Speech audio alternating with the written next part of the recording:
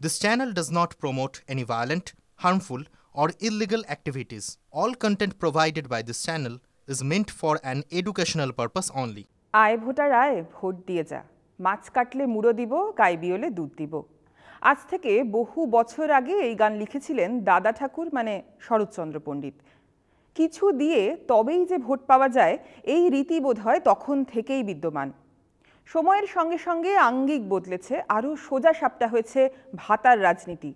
বাংলা তো অবশ্যই তার ব্যতিক্রম নয়, কিন্তু প্রশ্ন হলো সেই ভোটার যখন ওই মুড়োটা বা দুধটা নিয়েও ভোট দেয় না, রাজনৈতিক দলের অন্দরে তখন কি একটা চাপা ক্ষোভ তৈরি হয়? সেই কথাটাই কি একেবারে প্রকাশ্যে বলে ফেললেন মহুয়া মৈত্র? ভোটের আগে সোজা সাপটা কথা বলে কি দলকে অস্বস্তিতে ফেললেন মহুয়া? এই বিষয়ে আজ কথা বলবো দ্য ব্রিফিং রুমে। আমি আছি তন্নিষ্ঠা। রাজ্যে মতুয়া সম্প্রদায়ের গুরুত্ব নিয়ে নতুন করে বলার কিছু নেই। পশ্চিমবঙ্গের একাধিক রাজ্যে এই সম্প্রদায়ের মানুষের বাস, আর তাদের পীঠস্থান হলো উত্তর চব্বিশ পরগনার ঠাকুরনগর, আরও নির্দিষ্ট করে বলতে গেলে ঠাকুরবাড়ি।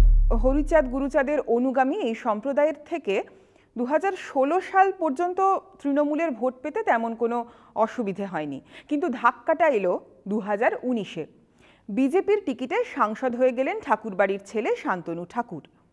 এরপর ঠাকুরবাড়ির প্রতি আরও গুরুত্ব দেন তৃণমূল সুপ্রিমো মমতা বন্দ্যোপাধ্যায়। পরিবারের পুত্রবধূ মমতা বালা ঠাকুর ভোটে হেরে যাওয়ায় তাঁকে রাজ্যসভায় পাঠায় তৃণমূল। শুধু তাই নয়, মমতা বালার মেয়ে মধুপর্ণাকেও টিকিট দেওয়া হয় বিধানসভা উপনির্বাচনে। বর্তমানে তিনি রাজ্যের অন্যতম কনিষ্ঠ বিধায়ক। একসময় ঠাকুরবাড়ির ছেলে কপিল কৃষ্ণ ঠাকুর সাংসদ হয়েছিলেন এই তৃণমূলের হাত ধরেই। শুধু তাই নয়, আরেক ভাই মঞ্জুল কৃষ্ণ ঠাকুরকে মন্ত্রী করেছিলেন মমতা। সেই বাড়ি আজ আড়াআড়ি বিভক্ত। স্বাভাবিকভাবেই 2026-এর আগে সেখানে আর কোনো ভাঙন চায় না তৃণমূল। আর সেই স্পর্শকাতর জায়গাতেই কি আঘাত করে দিলেন মহুয়া? প্রকাশ্য জনসভায় বলে দিলেন, প্রত্যেকটা এসসি বুথে, নমশূদ্র বুথে, মতুয়া বুথে 100টা ভোট খুললে 85টা বিজেপি, 15টা অন্যান্য পার্টি। বাপরে বাপরে বাপ। শুধু তাই নয়, যে ভোটারদের বিশেষ গুরুত্ব দিয়ে থাকে শাসক বিরোধী উভয়েই, ভোটের আগে যেখানে নরেন্দ্র মোদী থেকে মমতা বন্দ্যোপাধ্যায় প্রত্যেকের আনাগোনা বেড়ে যায়, তাদের সম্পর্কেই কৃষ্ণনগরের সাংসদ বলছেন, কাঠের মালা পরে সব তো চলে আসেন ভাই ভাতা নিতে, তখন কি হয়? ভুলে গেলে চলবে না, কৃষ্ণনগরেও কিন্তু রয়েছে মতুয়া ভোটার। 2021-এর হিসেব বলছে সারা রাজ্যে প্রায় 3 কোটি মতুয়া সম্প্রদায়ের মানুষের বসবাস রয়েছে। তার মধ্যে 1.5 কোটি, অর্থাৎ প্রায় অর্ধেক হলো ভোটার। 26-এ সেই সংখ্যা আরও বাড়তে পারে। তাই কি মহুয়া এই কথা বলার পর থেকে তৃণমূল একটা আতান্তরে পড়েছে? তবে তৃণমূল যতটা না আতান্তরে পড়েছে, তার থেকেও বেশি সংশয় পড়েছেন মমতা বালা ঠাকুর। একদিকে তিনি তৃণমূলের সাংসদ, তিনি মতুয়া সম্প্রদায়ের একজন প্রতিনিধি, তার পরিবারের মধ্যেই বিরোধী দলের প্রতিনিধি রয়েছে। এই সব মিলিয়ে মমতা বালা কিন্তু পড়েছেন অন্যরকম এক আতান্তরে। হতে পারে তিনি তৃণমূল সাংসদ, কিন্তু সবার আগে তিনি বড়মা বীণাপাণি দেবীর পুত্রবধূ।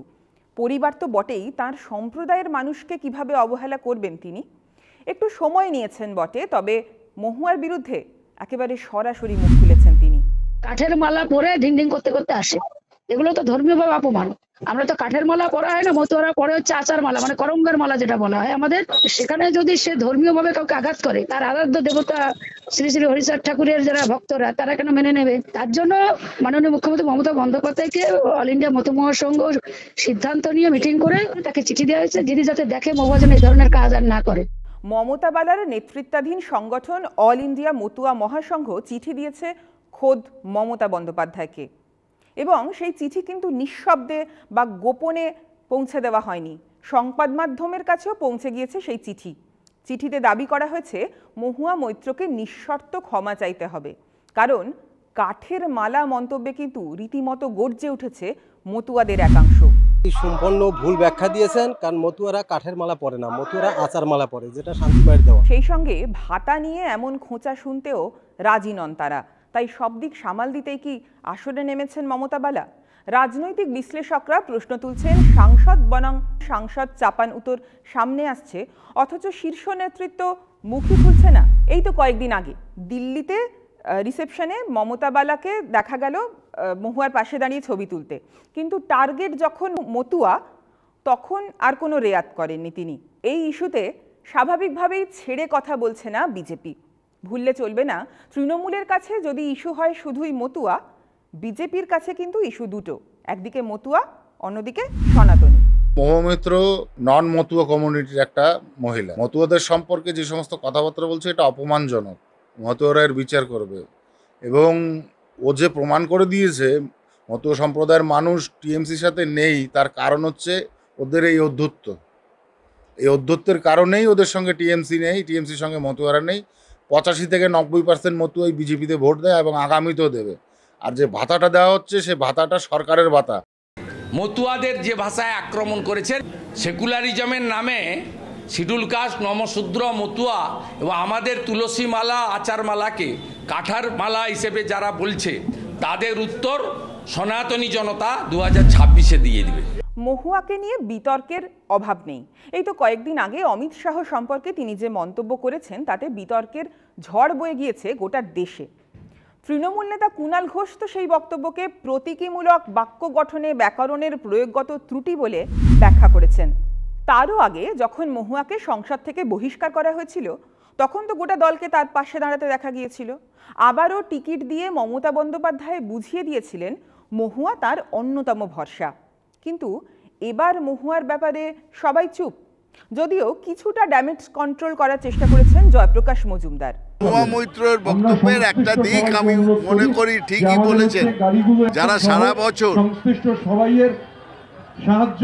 মমতা বন্দ্যোপাধ্যায়ের সরকারের সমস্ত সামাজিক স্কিমগুলোর সুবিধে পান, প্রোটেকশন পান, তারা ভোটের সময় কি কারণে তারা দলকে ভোট দিচ্ছেন না সেটা বলতেই পারে। তবে এটাই কি যথেষ্ট? এতে কি মহুয়ার মতুয়া মন্তব্যের কোনো ব্যাখ্যা দেওয়া হলো? এতে কি মতুয়া ভোটে চিড়ে ভিজবে? মহুয়া কি নিজের মন্তব্য থেকে পিছু হটবেন? একসময় 2 পয়সার সাংবাদিক বলেও ক্ষমা চাননি মহুয়া মৈত্র। কালী বিতর্কেও নিজের বক্তব্যের পিছনে যুক্তি দিয়েছিলেন, নিজের অবস্থানে অনড় থেকেছিলেন। তবে এবার ইস্যুটা অন্যরকম।